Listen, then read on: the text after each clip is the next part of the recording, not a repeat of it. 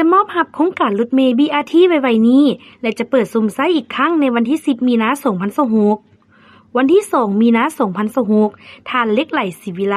รัฐมนตรีกระทรวงโยธาธิการและขนส่งพร้อมด้วยคณะได้พบปะปรึกษาหารือแลกเปลี่ยนเฮ็ดเวียกร่วมองค์การปกครองนครหลวงเวียงจันทน์โดยการต้อนรับของท่านอัศพังทองศรีพันดรเจ้าของนครหลวงเวียงจันทน์พร้อมด้วยคณะการพบปะครั้งนี้รัฐมนตรีกระทรวงโยธาธิการและขนส่งได้แจ้งจุดประสงค์ปรึกษาหารือสุกยิ้วแผนพัฒนาเศรษฐกิจสังคมพร้อมยกปัญหาที่เกี่ยวพันแขนงการขนส่งปัญหาการสัญจรอังโอในตัวเมืองแก้ไขปัญหาอุบัติเหตุแก้ไขซ่อมแปลงเส้นทางเพในตัวเมืองและซานเมืองของนครหลวงเวียงจันทน์ที่ค้างคาเพื่อซอกหาวิธีแก้ไขเฉพาะหน้า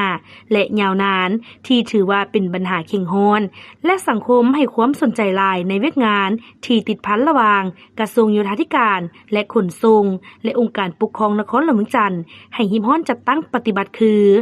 ปรับปรุงแก้ไขโครงสร้างพื้นฐานโครงรางความพร้อมทุกอย่างให้แท้เหมาะสมเพื่อการทดลองแล่นรถเมล์ BRT ตามสายทางที่ได้กำหนดไว้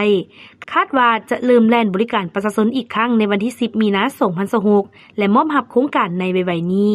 ค้นคว้าการแก้ไขปัญหาการสนองน้ำประปาที่บ่เพียงพอตามความต้องการของสังคมในตัวเมืองและซานเมืองทั่วนครหลวงเวียงจันทน์ให้ได้รับการแก้ไขให้ประชาชนได้สมไส้อย่างทั่วถึงแก้ไขการซ่อมแปลงตราบเส้นทางในตัวเมืองและซานเมืองให้ขึ้นแผนละเอียดกำหนดจะแจ้งเพื่อการสัญจรให้มีความสะดวกว่องไวไปมาปลอดภัยและได้รับการแก้ไขทันเวลา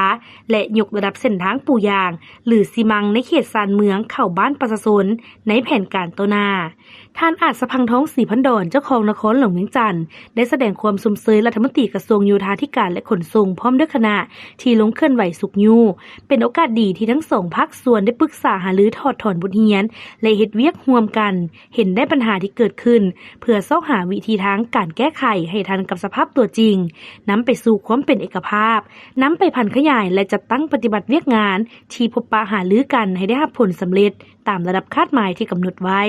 ในการพัฒนาตัวเมืองนครหลวงเวียงจันทน์ให้มีความสะอาดสวยงามน่าอยู่เป็นศูนย์รวมทางด้านเศรษฐกิจสังคมวัฒนธรรมและดึงดูดการท่องเที่ยวจากแขกภายในและต่างประเทศ